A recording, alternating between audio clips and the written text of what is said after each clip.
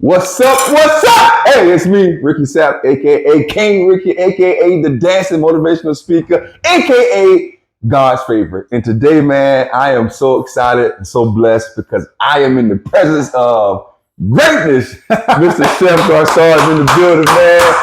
And we are going to be doing at this table. So I want to explain to you guys what this means, man. I do motivational speaking, and I do a segment called At This Table where I talk about how if we will all come together and put our gifts together, we could fix any issue that we have in this world. Real quick, I want you guys to do this, man. I want you guys to think about a table and you're alone, but you have accomplished so much, right? But I also want you to think about another table where there's male, female, black person, white person, anybody, everybody. We at this table together.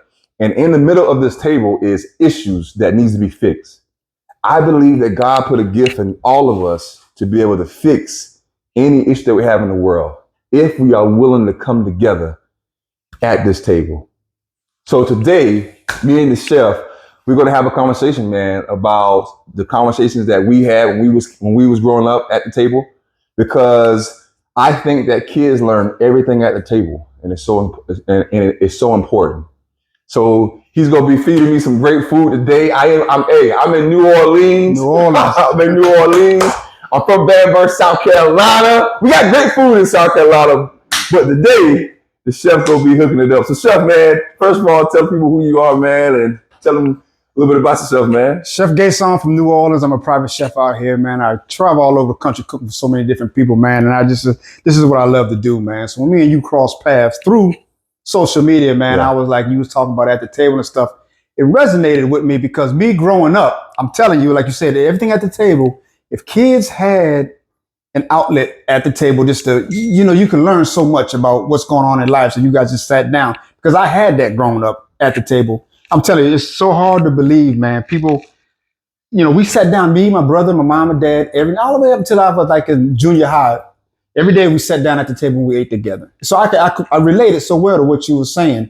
We couldn't eat until Daddy came home. And it's so funny, man. Daddy got the biggest piece of chicken. Daddy got the last piece of chicken. Of course, he would always give it to me and my brother if we wanted it, but we were not allowed to eat it until Daddy ate his food. Until if he wanted the last piece of chicken or not. And then after my brother and I finished eating, we always had to say that, skim from table, they look, say, make sure we ate. And then we went and cleaned, put our dishes in the sink and stuff like that. But I had a platform and we talked, it was just, like what you do today, football, basketball, whatever, life was just going on. So I had that. But now, like you said, we don't even have that no more. So when you and I were talking, it was just a general conversation. Yeah. It was like a light bulb. Bing! I'm like, wow, because I had that. I saw my mom and dad every day, at the table. My brother and I, we knew when Dad came home, you saw that truck in the driveway.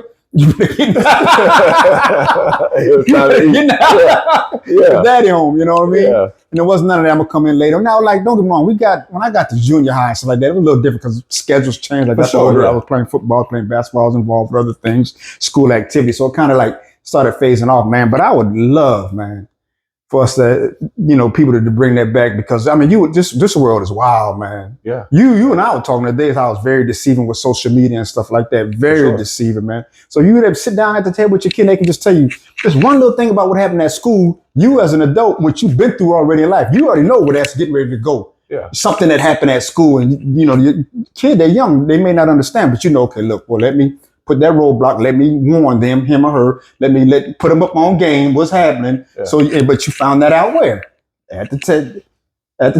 And I think that everybody would agree that eating good food would make anybody talk. Oh man, yes indeed, yes indeed. So what got you into cooking, man? Like, how did that come about? I knew when I was like 12, 13, I wanted to cook, but it wasn't popular at that time. Men and guys cook stuff like that, but you didn't see it a lot. Now we rock stars, Yeah. I'm supposed to be out, when y'all supposed to be outside riding my bike, playing football, basketball, baseball, stuff like that. So if I was to say, I want to go inside and cook, they would have been like, man, what's wrong with you, man? Yeah. You know what I mean? But now, it's cool. So I started working out at Burger King, started working at Burger King. And then from there, I joined the Army, and I went in the Army as a cook. But man, soon, my first day, Ricky, I walked in that mess hall, I knew without a doubt in my mind.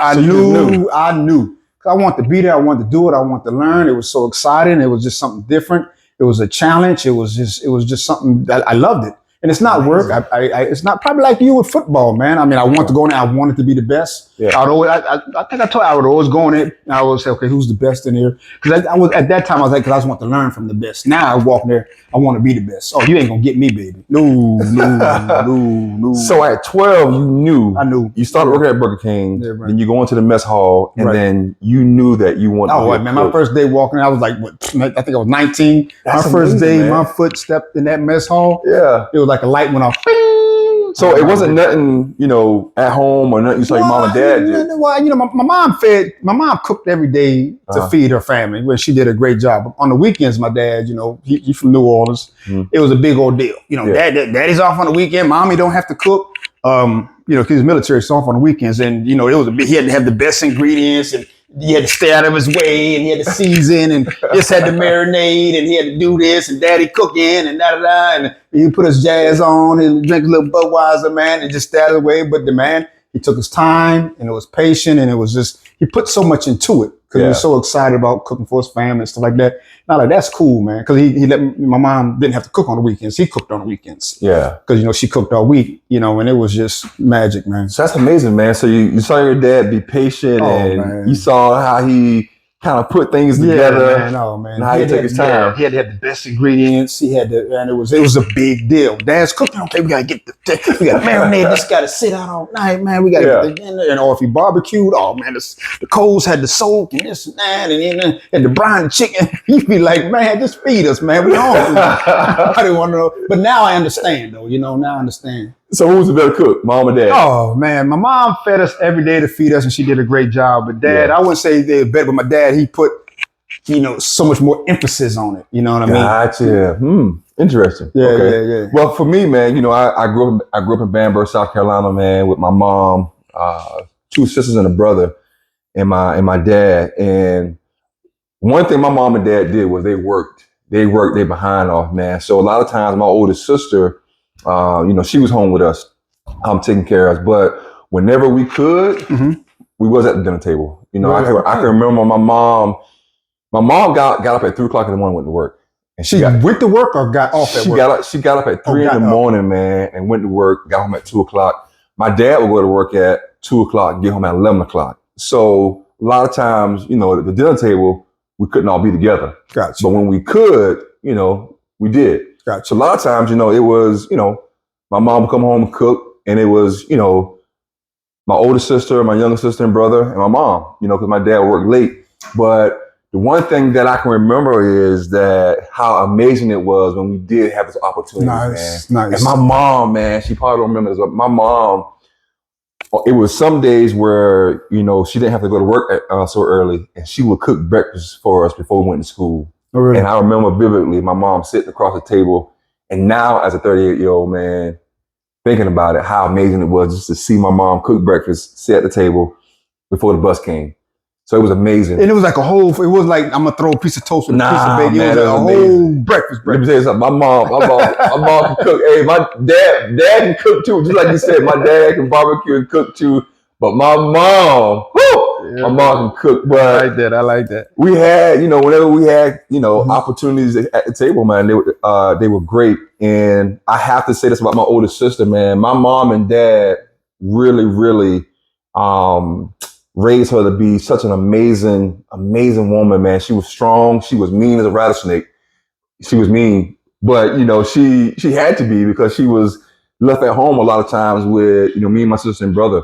But she would fight Mike Tyson. Come on, man. My older sister did not play about us, man. She would fight Mike Tyson. But I remember my older sister, man, just doing an amazing job with taking care of us, and you saw that with how my mom and dad instilled things into her, man. So whenever we had the opportunity to be at the table, it was amazing, man. And now that I think about it, we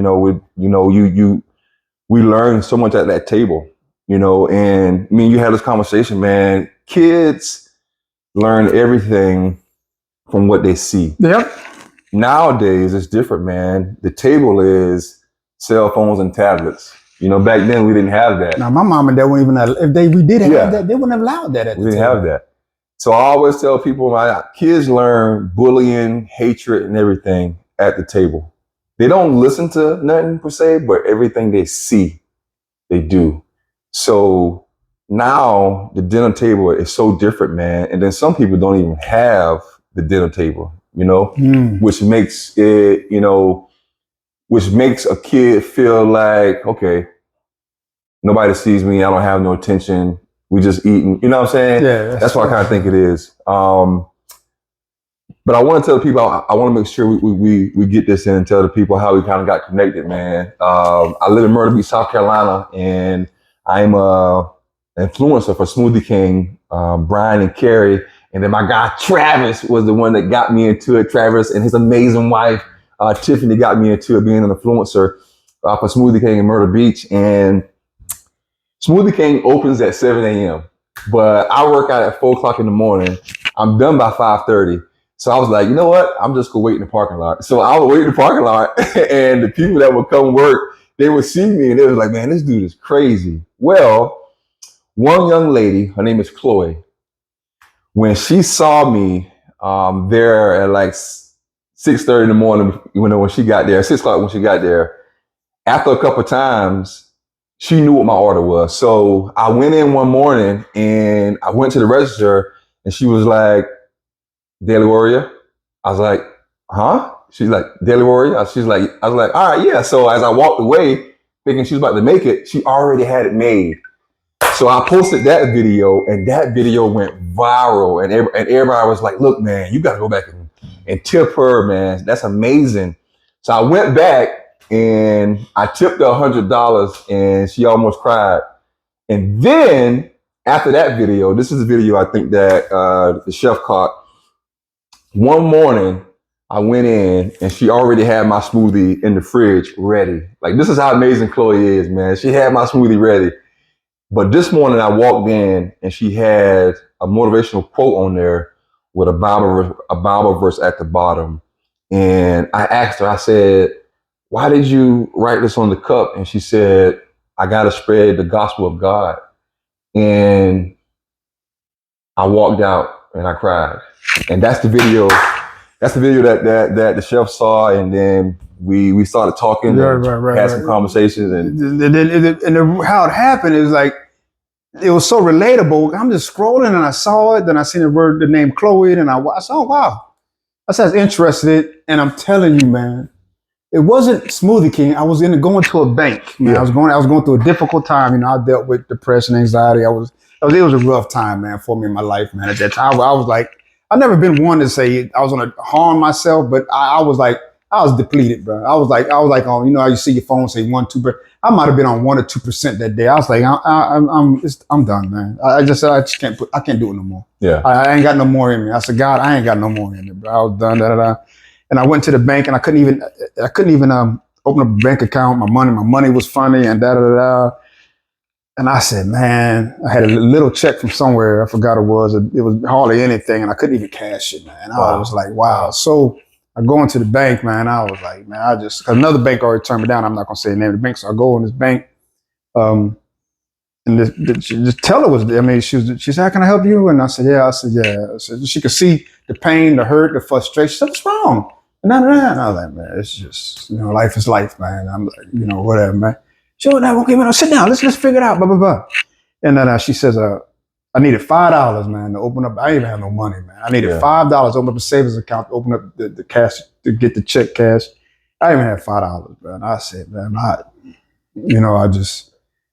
thank God it and She said, hold on, baby. She gave me $5. Wow. To open up my savings account so I could cash my check. So I couldn't get a checking account at the time because my money was so funny. Yeah. And then I said, man, and then she just started ministering to me and talking nice to me. And, I was being beat up by so many different people for mistakes I was making. Mm. And she was just like talking. So I was like, why are you so nice? Why, you don't even know me. Why are you, she said, everybody needs help. And God, God puts people, in your path and certain situations for certain reasons. And I was here to help you. You're going to be all right. She just started speaking life, and we're going to get you the bank account. You're going to do this. You're going to get out this hole and And her name was Chloe.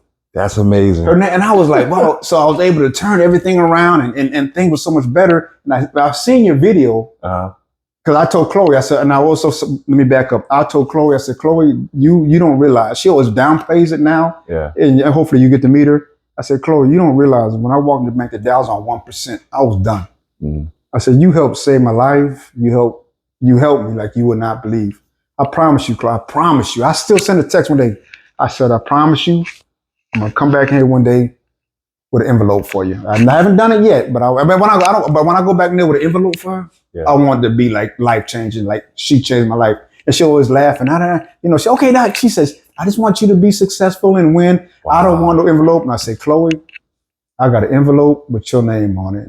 Well, anyway, I sent her your video. She cried because it was so relatable. Wow. Yeah. Because I was like, why? Because everybody was beating me up and I was like, but I didn't know I was dealing with depression and anxiety and stuff like that. Mm-hmm. I'm like, why are you being so nice to me? I don't even know you. Yeah. You know what I mean? Yeah. And she don't know you. God puts people in your path for a reason. That day she helped save my life, man. See, that's amazing, man. Yeah. And that's the same thing with Chloe, man. You know, what she wrote on the cup, and I'm gonna try and pull it up. What she wrote on the cup. Before that, I was kind of going through a phase where I was like, God, I'm walking in my purpose, but I'm not seeing the traction that I thought I was going to have. Mm-hmm. And that morning, man, I walk in there, and on the cup, what she wrote was something along the lines of, "Don't give up, because at the right time, God is going to step in." And she said, God is going to do something new. And I gotta find this because it's important for you guys to hear this quote in the Bible verse, man. And I got it right here. Yeah, and it was so relatable. So you said it was like, and I was like, that's what. But she said it to me in different words. I mean, not per word like your Chloe, but I was like, that's the same exact thing Chloe did. I was like, what? And I was just like, yeah, man. So here it go right here, man. It's Isaiah 43:19 is the Bible verse. But what she wrote on the cup was this, man. On the cup she wrote, never lose hope. Just when you think it's over, God will make a way for you. What? So I thought that was the Bible verse. I was like, okay. So Isaiah 43:19 says that.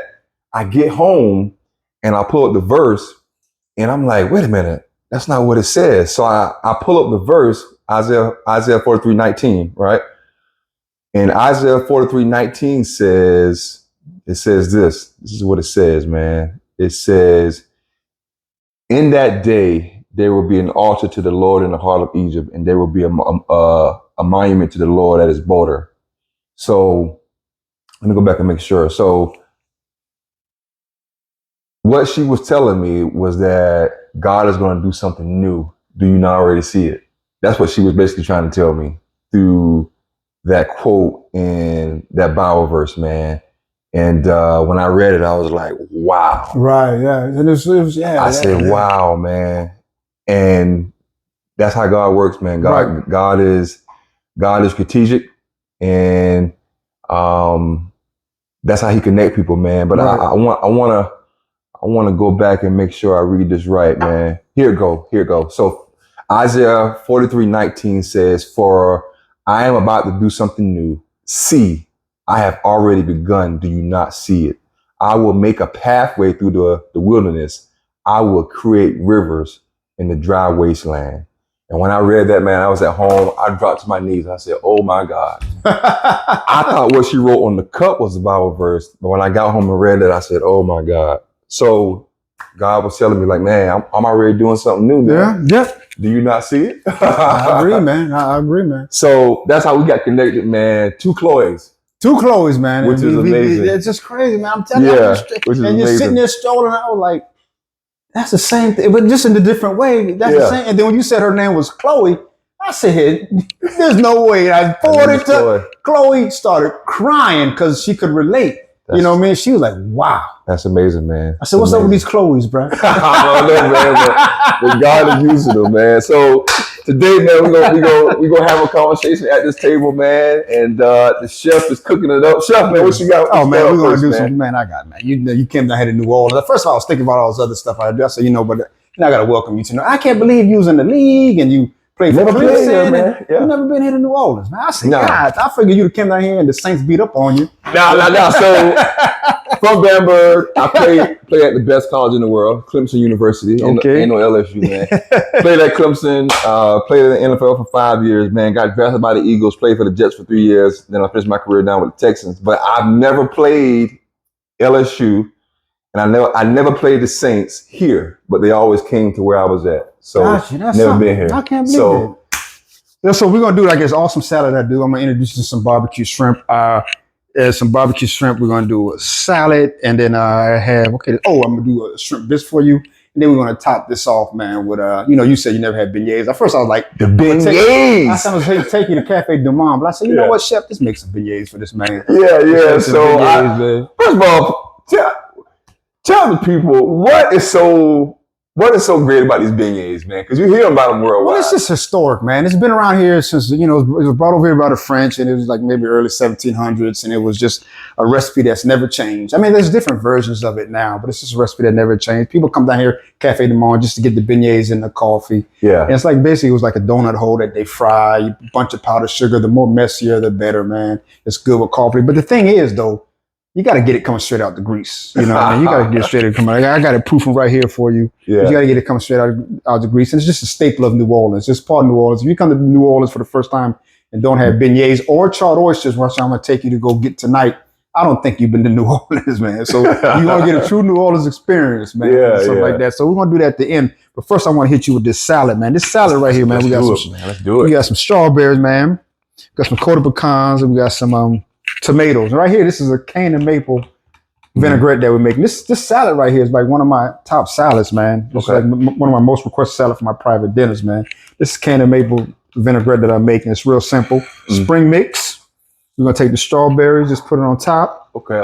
And then however it falls. We're gonna put however it falls. We put the pecans. Perfect. I like it because everything is rustic, man. We're gonna say rustic. Rustic. Now, what does that mean, rustic? I mean, just natural. Just let it be, perfect. Like that. Boom. You don't like that, bro. I'm not one of the ones that, has to do food art and all that. I mean, it's going to look nice from the colors and let the food speak to us for itself, man. But you let me know what you think about it. I'm guaranteeing you, bro. That's going to be a winner for you. It's the bomb. Okay, it's the bomb. Right. Before you got some water. All right, let's see, man. Let's see, man. I guarantee you, we bro. down here in New Orleans, man. We about to taste the salad. Yeah. Let's see what we got, man. I see. Told you. I told you. We haven't even started yet, bro. What is that sauce, man? What is that? That's a vinaigrette. Believe it or not, that's a breakfast syrup. It's like a pancake syrup. It's called Dr. Yeah, but I've turned it into a vinaigrette. Wow. You know what I mean? That's a winner, huh? That's my typical vinaigrette that I put on all my salads, man. That's amazing, man. That's nice, huh? So tell the people, man, you cook for like a lot of people, man. I've traveled all over the world. I cook for so many people. I've been blessed. But the thing is about me, probably just like you with football, I just love cooking so much. When you're doing what you're supposed to do and you put that work in, you're gonna get rewarded, man. And that's what I did. I was true to the ingredient. I didn't take no shortcuts, and I really put my all into it. And then then things just started happening. I worked for Reggie Bush, I worked for Rock, I worked for Matthew McConaughey, I worked for Will Smith, I worked for Chris Paul for a little while. I was on the Food Network Chop, man. I was featured in Sports Illustrated when the Saints won the Super Bowl. Then also, I worked with this company out of Canada called the Chef and Dish, which I love because people can hire me to Skype me into their kitchen through the Chef and Dish, and we cook all kind of cool Cajun Creole dishes, man. And it's just, we make gumbo, we make hurricanes, we make etouffee, we make beignets. It's a lot of fun, man. I'm gonna go ahead and leave, man, because I can't match Will Smith. I can't match him, but that's amazing, man. Yeah. So real quick, man, how long does it take for you to prep food, and then take us through the whole thing? How long does it take for you to prep the food, make the food, and then clean everything up? Well, it just depends. It often just depends. I got an assistant named Charlie, man. So she rocks with me, man, and she helps me stay straight, man. But it's all about, you try to do as much as you can, because once you get to the client's house or wherever, because they want to show. They want to talk to the chef, meet the chef, and things like that, man. So it's always like ahead of a time. Like I'm getting ready. Matter of fact, tomorrow I fly to Los Angeles. I'll go. I'll take a day to get my ingredients and then just to prep it. And I do as much as I can. And then when I get to the venue or wherever it is I'm cooking, I'll grill the steak there. I'll cook the steak there. I'll make sauces and things there. Because I'm not going to go to a venue and make 4-hour gumbo or go there and start brining some chicken that needs to brine for 3. You know what I mean? So those type of things. So I try to do as much as I can ahead of time. So it's always a day of prep. I always say this. It's always a day of prep, which I don't mind. I'll take all day because I love prep. I love prep. I mean, some people want to hate prepping. I love prepping to get ready for the situation, to get ready for the event, because the day of the event, it's game time. I don't have nothing to worry about. I'm ready to shine. And also, too, is you got to be prepared, man. I might have to call an audible because something happened. Something goes on, something don't work, something breaks, something da-da-da-da. You got to be able to call it audible. So if you got all this prep you got to do, you're going to be kind of thrown off. So I always say the day of the event, that's game time, and I'm getting ready to shine. And I'm like, Coach, I'll tell everybody, clear the lane, Coach, give me the ball, and we're getting ready to do the thing, baby. I love it, man. I love it, man. So one more thing I got to ask you, man. So have you ever thought about having your own show or having your own restaurant? Well, or you love doing what you're doing as far as the independent and going to? I love doing what I'm doing. I mean, people have approached me before about restaurants, and I'm not against it, but it has to be right. I know it's right. I walk into the I walked into the situation because I wanted to check, and I knew it wasn't gonna work. Yeah. But I wanted to check, and I told myself, and it was miserable. And I told myself I never ever would do that again. If I know, okay, if where the money's coming from and the situation, the location, and all this stuff, the team that we hire, they give me. If that's all, because it's like a football team, you got to be together, man. You're a family, bro. When you go in there in that restaurant and them tickets start coming in, you a team, man. You got blah blah blah. Nobody can be off, man. Nobody can be off. And if you're off, I don't care how it ain't gonna work. Because it can't be done by one person, man. So the same thing as football. Yeah, definitely. So like that, and then I love what I do because I don't feel like I work. And until I get to travel, I just came back from Virginia, Kansas. I fly to LA tomorrow. Then I leave LA. I come back here. Then I go to Houston. Then I come back here. Then I go to Minnesota. So, I mean, it's fun. I don't work. You know what I mean? I swear to you, I don't. I get to go places and I get to play tennis and do CrossFit, meet new people, try the cuisine and stuff there. Hold on, let's pause on the CrossFit now. First of all, do you mind telling people how old you are? I'm 56, man. This guy is 56, and he took me to his CrossFit gym, which is ran by an amazing lady, Michelle. Yeah. And they kicked my behind. But I was so impressed by him, man.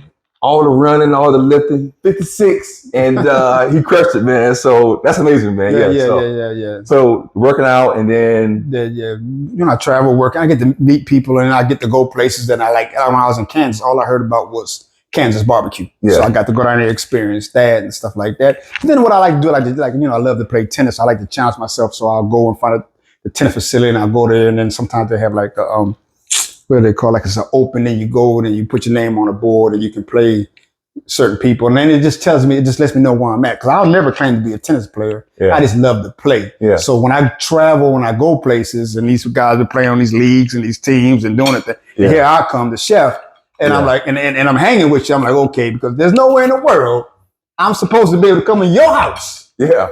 And beat you or hang with you or something like that, because you ain't gonna come here and you're not. You're not. This is what I do. No, it's not going to happen. Yeah. And then if it does happen, which it very seldom does, I always say, okay, I didn't lose. I learned something. How did this person, boom, boom, boom. Like when I go to the Masters, man. I mean, God, dog. I'm gonna say his name, man. His name is Chef Ryan. Blew my mind, bro. Very seldom I go somewhere. I admire people's stuff. I go, okay, that's good. That's good. This dude, I was like, bro, who are you, man? Are you human, bro? This is unbelievable, man. It's just his flow, his knowledge, and I'm like, okay. Then it lets me know, okay, chef, tighten up. You see what's going on? Tighten up. So this right here might be a mic drop for the first episode of At This Table with Ricky Sapp and Chef Garcon. What you just said is so amazing. You said that when you do run across somebody that's better than you, you tell yourself, okay, I see what you're doing. Tighten up, Chef G. I gotta get right. Mm-hmm. As opposed to, we live in a world, unfortunately, where most people would show hatred. Oh no! And try to never. down talk them, Never. instead of competing the right way. I always tell people in football, it's one-on-one, man. Mm-hmm. You might get me a couple times, but I promise you, I'm gonna come back and get you. Right, But right. I'm not gonna cheat you. Right, I'm right. not gonna cheat you. I'm not gonna ride your back. I'm not gonna try to, go tell on you or anything like that.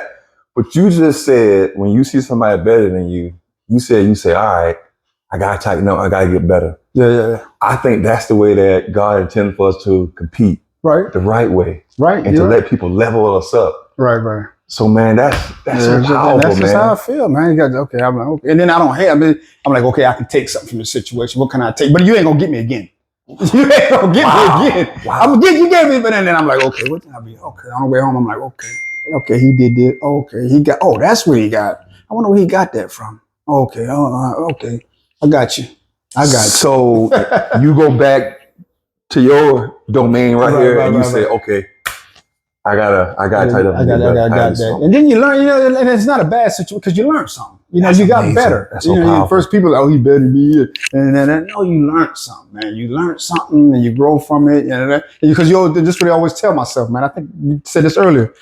I would say, okay, boom. Well, how much better than you are? How much better are you than me? Because I'm in the same room with you. Facts. Come on. You know what I mean? I'm here with you, bro. I'm standing next to you, bro. Yeah, come on. So what? Yeah. So that means what? I must be good too. You know what I mean?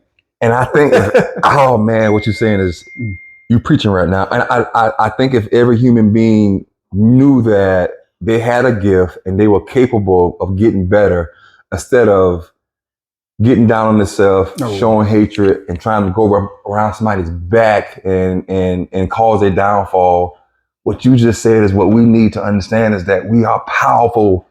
We can do anything we put our mind to.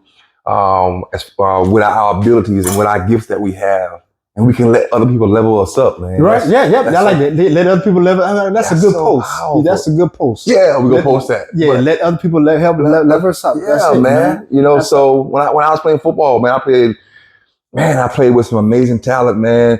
Starting with Trent Cole, Ja'Kai Parker, and then going and playing against Jason Peters.